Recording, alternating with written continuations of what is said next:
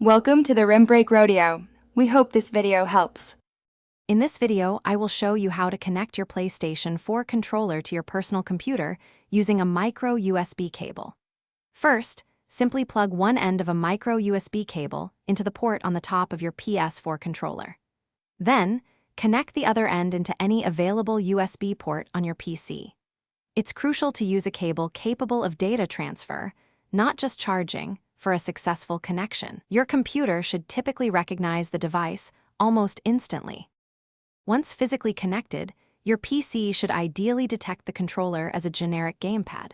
You can verify this by opening your device manager and looking under Human Interface Devices or Xbox 360 peripherals. Windows often installs basic drivers automatically, allowing for immediate, albeit sometimes limited, functionality. For a more robust and customizable experience, especially with a wider range of games, further steps involving dedicated software are usually recommended.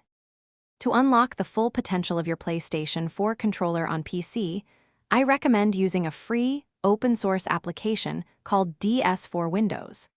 This software allows your PS4 controller to emulate an Xbox 360 controller, which is natively supported by most PC games.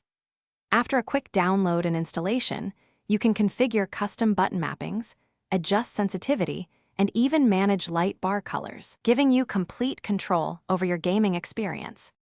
After setting up DS4 Windows, it's time to test your controller. Launch a game or use an online gamepad tester to ensure all buttons and analog sticks are working correctly. If you encounter any issues, try a different micro USB cable or a different USB port on your PC.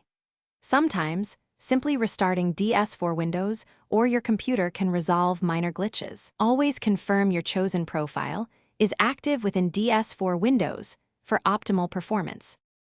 Thanks for watching. Consider subscribing if we helped you.